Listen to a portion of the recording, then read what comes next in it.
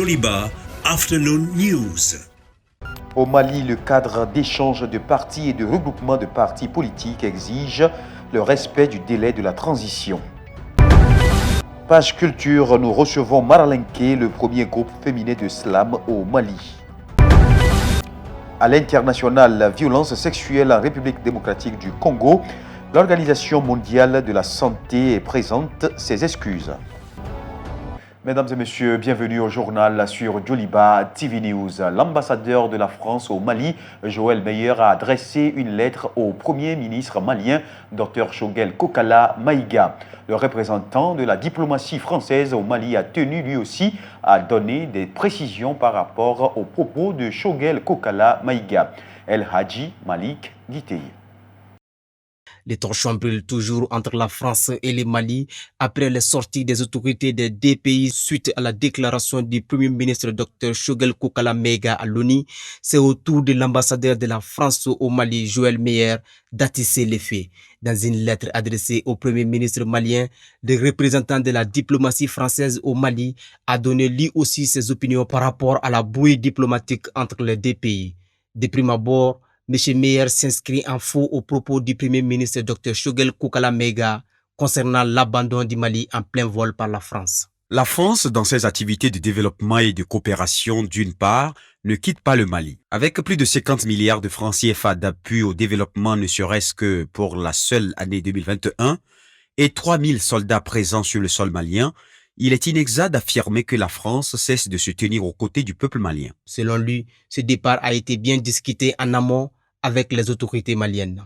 L'adaptation de notre dispositif sécuritaire a été discutée à plusieurs reprises avec les autorités sahéliennes et notamment maliennes. La ministre française des Armées, Madame Florence Parly, en visite à Bamako le 20 septembre dernier, a pu à nouveau échanger avec Monsieur le ministre de la Défense et des anciens combattants pour préciser les contours de cette adaptation. L'ambassadeur français pense que ces retraits constituent à passer au relais l'armée malienne, principal acteur de la sécurité territoriale du pays.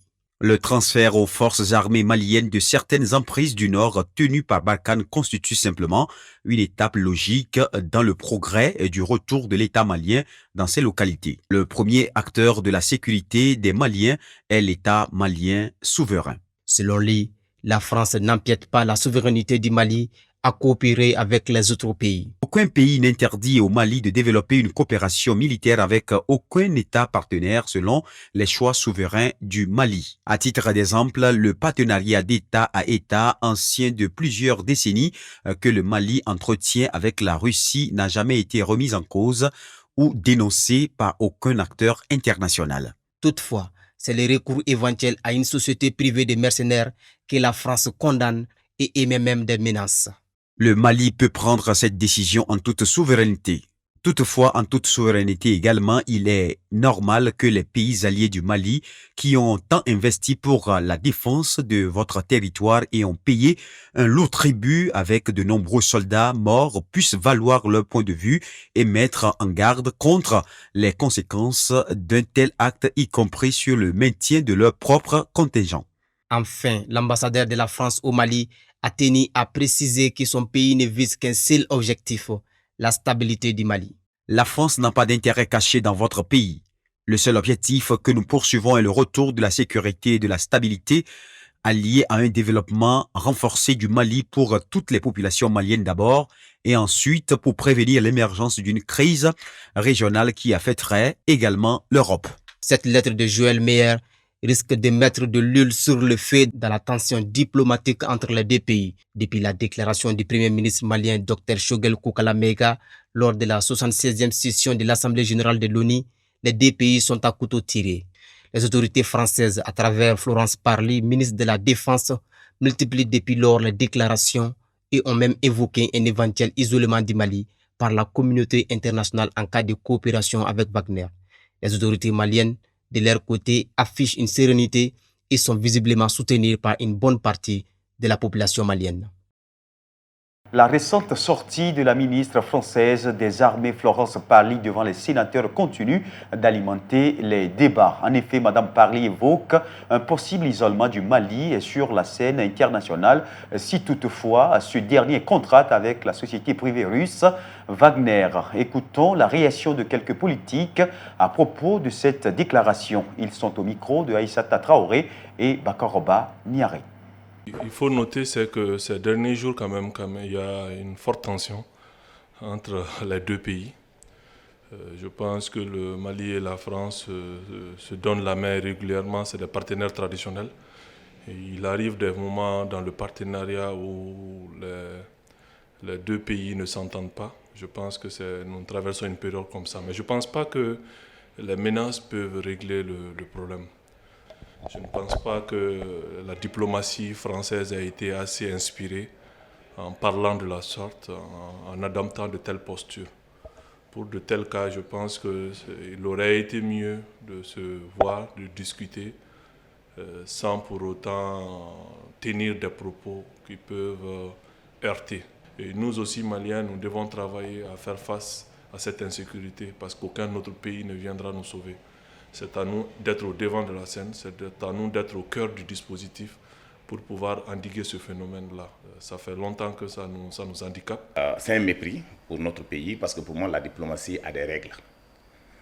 Nous ne sommes pas sous leur contrôle. Nous travaillons en bon partenariat gagnant-gagnant. Mais néanmoins, aujourd'hui, ça nous a permis, avec ce débat-là, de discuter le Mali sur le plan national et international. Même ceux qui ne voulaient pas parler du Mali, aujourd'hui parlent du Mali. Je dis bravo à Choguel.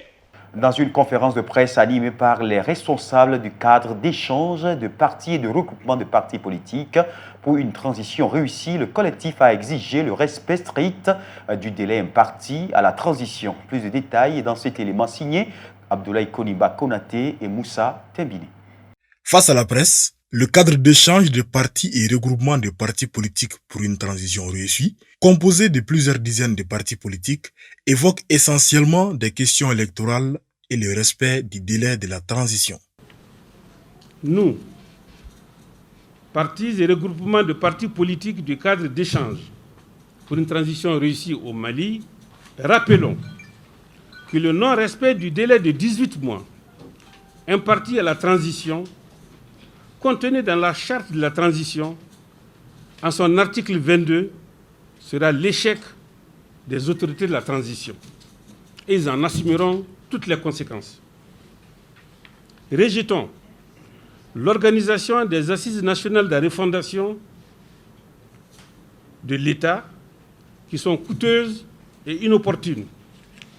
Rejetons le type d'organe unique de gestion des élections envisagé au forceps par M. le Premier ministre Choguel Kokala Maïga. Au sujet de la table ronde tenue récemment sur la création d'un organe unique de gestion des élections et la validation d'un avant-projet du calendrier des assises nationales de la refondation de l'État, le collectif des partis politiques se voit exclu du processus. Outre les conditions chaotiques dans lesquelles ces ateliers se sont déroulés, nous avons relevé, entre autres, la faible participation de la classe politique malienne, l'exclusion, le flou qui entoure la composition, le fonctionnement et le caractère indépendant de l'organe unique de gestion des élections.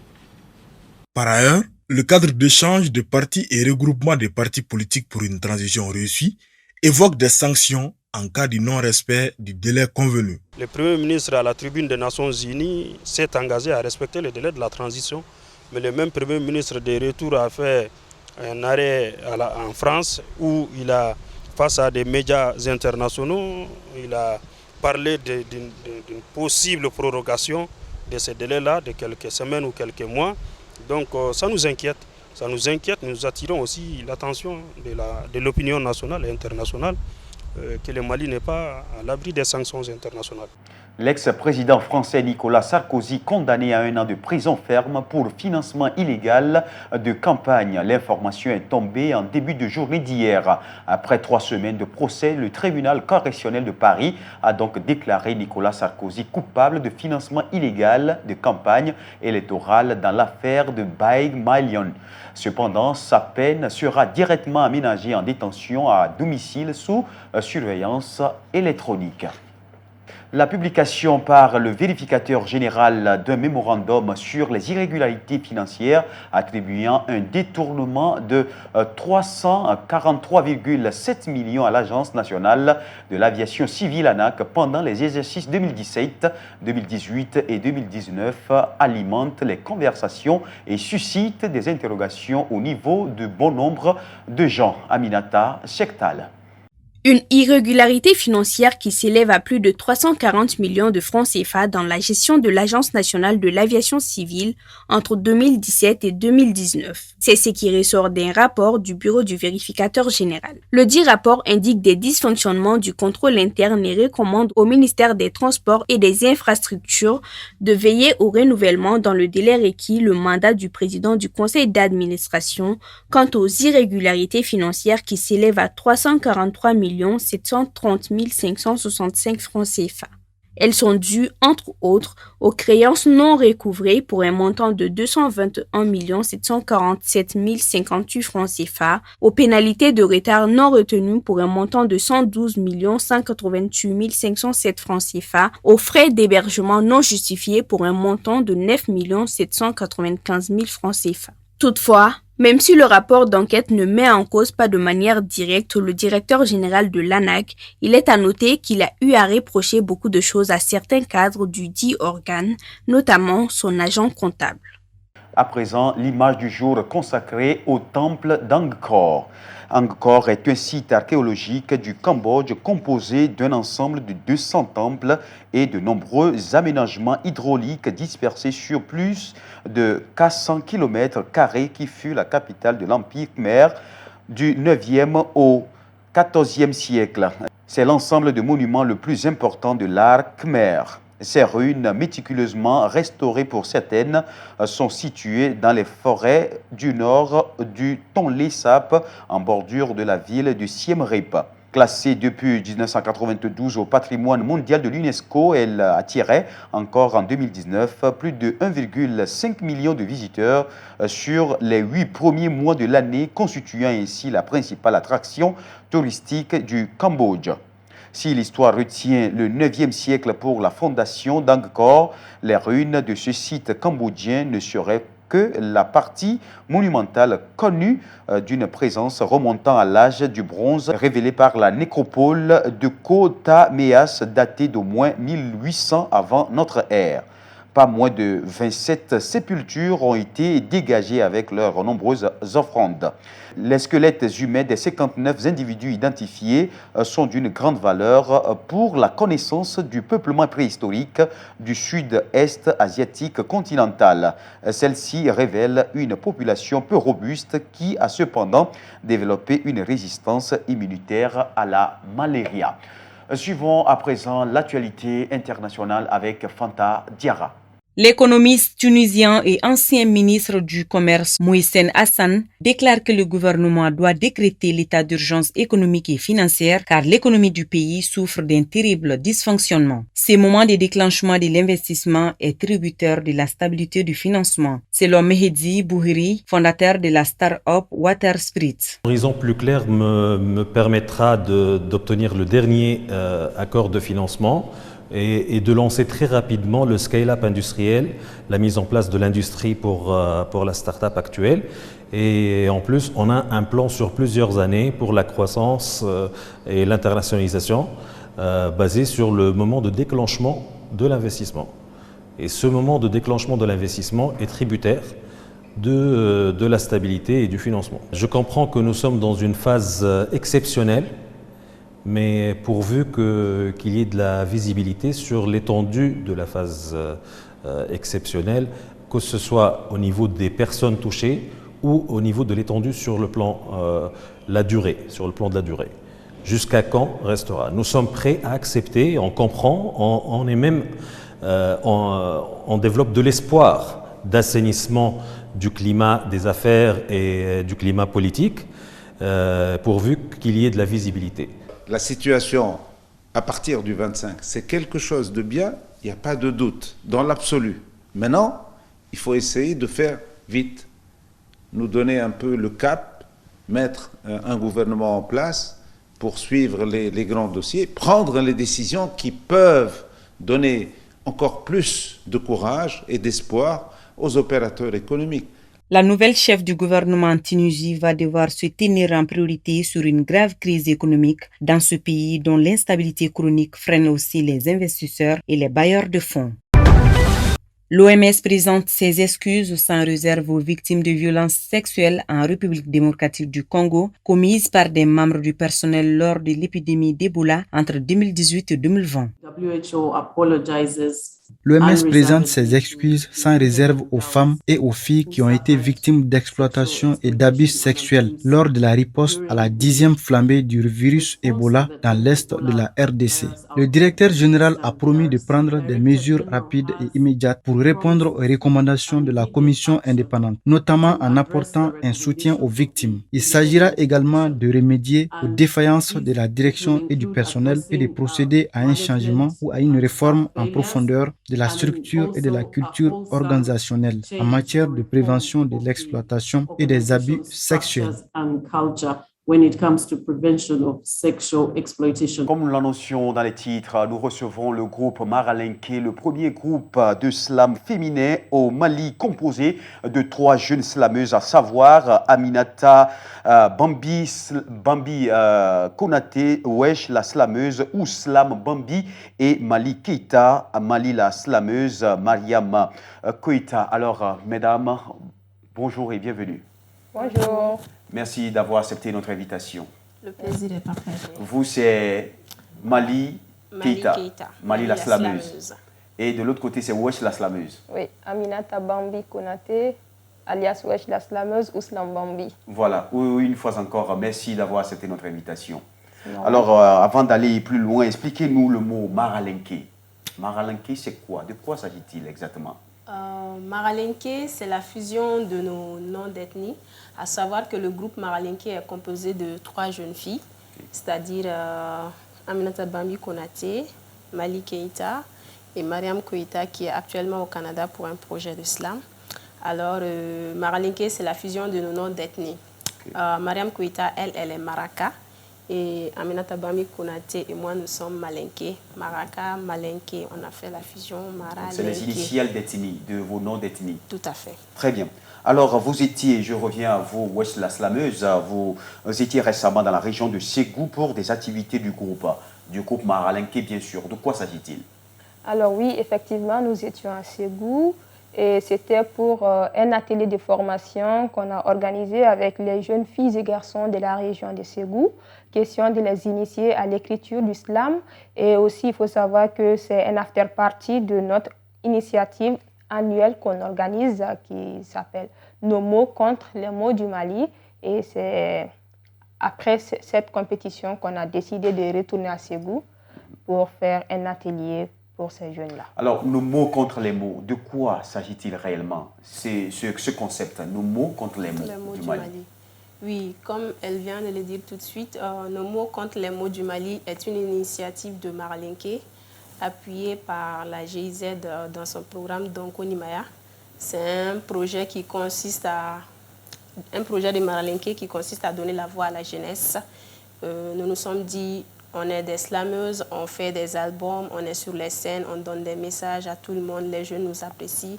Et pourquoi pas initier les jeunes aussi à l'écriture du slam, qu'ils ne soient pas seulement des auditeurs, mais qu'ils soient aussi là à pratiquer, qu'ils portent des messages, qu'ils soient des ambassadeurs de paix, de cohésion sociale et tout. Et c'est dans ce cadre que nous avons initié ce programme. Et le projet a pour but aussi de donner la voix à la jeunesse surtout, sur les questions de paix, de cohésion sociale, de lutte contre l'extrémisme violent. Parce que nous avons aussi remarqué que sur les tables de négociations ici, quand on parle généralement de paix et tout, On voit juste que ce sont les grandes personnes, les vieux et tout qui en parlent. Nous disons que les jeunes aussi sont concernés par ça et que nous avions des propositions, des solutions à donner par rapport à notre nation. Et c'est aussi un moyen aussi de donner la voix à la jeunesse, d'être intéressée par les questions de paix sur notre pays et tout. Très bien. Alors, wesh, la slameuse Aminata Bambi Konaté, avant, vous allez slammer, hein, vous allez faire un acapella de slam, bien sûr, mais vous allez nous parler des perspectives. Quels sont les projets futurs? Alors, on a beaucoup de projets, comme elle l'a dit, et ce serait bien aussi d'évoquer les projets qui sont en cours et qu'on a fait peut-être. On a un album sur le marché qui s'appelle Quai du Slam, comme vous l'avez dit tout de suite. Et on a les mini Maralinké. Ils sont au nombre de 36 de Bamako et de Ségou maintenant parce que nous comptons amener le projet Nos mots contre les mots du Mali un peu partout au Mali, dans chaque région. Et ne pas oublier aussi les fins fonds du Mali, c'est-à-dire que donner la chance à ces jeunes aussi qui ne sont pas de Bamako seulement. Nous, on veut décentraliser ce qu'on fait, on veut l'amener partout, donner la chance à ces jeunes qui en ont besoin aussi, qui sont là, très loin, mais qu'on a tendance à oublier très généralement. Et donc, ça fait partie de nos perspectives, amener ces projets un peu partout, faire profiter autant de jeunes qu'on peut, et aussi produire ces mini-Maralinké-là, vu que nous ne sommes pas seulement qu'un groupe maintenant, nous sommes une association culturelle. Maralinké existe maintenant et l'État nous a même reconnus à travers un récépissé.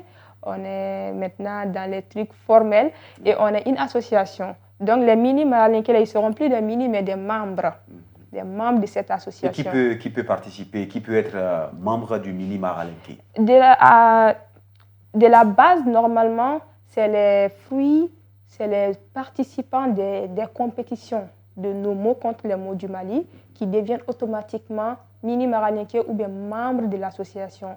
Mais on s'est dit, mais il faut faire un truc inclusif, ouvert, et c'est ouvert à tout jeune désirant faire partie de l'association culturelle Maralinké et désirant aussi apprendre à faire du slam, devenir des acteurs et proposer beaucoup de solutions. Merci beaucoup. Alors, l'heure est venue pour que vous slamiez. Je vous donne la parole. Ok. De passage, les mots ont frotté mon existence. Ils se sont bien croisés, mais c'était juste par plaisance. L'ami de quelqu'un, l'ami de l'autre. C'est pourquoi le slam a fait de nos âmes ses apôtres. L'être que j'appelle moi réclame son slam, de la flamme dans laquelle plane l'âme d'une dame en larmes. La trame de ma dévotion en tant que femme. Parce que slammer pour moi ne signifie pas que déclamer. Des textes pour mon public, les exclamer, mais les interroger à travers mes jeux de mots, à s'engager face aux enjeux des ravages de leurs mots. Très bien, c'est très émouvant. Alors, nous vous disons merci d'avoir participé en tout cas à ce plateau. Le plaisir est partagé. Merci beaucoup, à nous revoir. Merci. Nous restons toujours en culture. Dans cette édition, la Commission de l'Union africaine, CUA, et le Comité international des World Africa Music Awards Afrima ont dévoilé la liste des nominés pour l'édition 2021 Afrima Awards. Deux artistes maliens, à savoir Ibawan et Aya Nakamura, y sont nominés dans plusieurs catégories, dont celle de meilleur album de l'année. Youssouf Koné et Koniba Abdoulaye Konaté pour les détails. Le Mali n'est pas resté en marge de l'édition 2021 des Afrima Awards, la plus grande reconnaissance musicale du continent. Deux Maliens, à savoir Ibrahima Sissoko, Ibawan, et Aya Danyoko, dite Aya Nakamura, y sont nominés dans différentes catégories. Plus de 8880 chansons avaient été soumises à la sélection de cette édition, mais ce sont seulement quelques 400 chansons de différents artistes qui sont nominés dans 30 catégories continentales et 10 catégories régionales. Les deux artistes maliens ont chacun été nominés dans 5 catégories. Ibawan figure dans les catégories de meilleur album de l'année avec son album intitulé Mon Empire, meilleur artiste masculin en Afrique de l'Ouest, meilleur artiste masculin de la musique d'inspiration africaine, meilleur artiste duo au groupe de pop africaine avec Oumou Sangaré dans son titre Éducation et meilleur auteur-compositeur. Quant à Aya Nakamura, elle a été nominée dans les catégories de meilleur album de l'année avec son album Aya, meilleure artiste féminine en Afrique de l'Ouest, meilleure artiste de la diaspora, meilleur artiste de l'année et meilleur duo ou groupe en R&B et soul africain. Les votes sont en cours sur le site des Afrima Awards, tandis que la cérémonie de remise officielle est prévue du 19 au 21 novembre 2021 à Lagos, au Nigeria. Un mot de sport dans cette édition. Le tirage au sort de la Ligue des champions féminines a été effectué mercredi dernier. Les Mandeka ont hérité de la poule A et auront l'honneur d'ouvrir le bal contre l'hôte de la compétition. Tolo Amadou nous explique. Les 8 clubs qualifiés pour la Ligue des champions féminines de la Confédération africaine de football CAF connaissent désormais leur adversaire pour le tournoi final qui se disputera du 5 au 19 novembre en Égypte. Le tirage au sort des poules a été effectué hier au Caire devant quelques légendes du football continental dont la Nigériane Perpetua Kohan et l'Égyptienne Alia Zenouki. Les 8 équipes qualifiés ont été répartis en 2 groupes de 4 et les 2 premières de chaque groupe se qualifieront pour les demi-finales.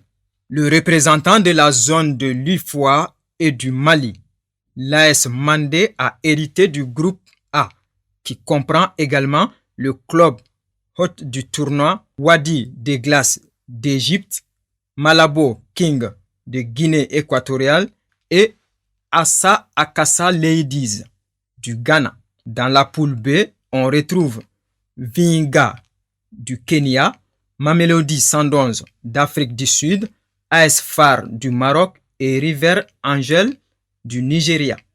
Les Mandeka auront l'honneur d'ouvrir le bal le mardi 9 novembre au stade international du Caire contre Wadi des Glaces et 72 heures plus tard, 12 novembre, la capitaine Salamata Diarra et ses coéquipières affronteront Asakas Ladies du Ghana avant de boucler contre Malabo King de la Guinée équatoriale. Mesdames et messieurs, cette édition s'achève ainsi. Merci à vous de l'avoir suivi. Très bonne suite de nos programmes sur Joliba TV News.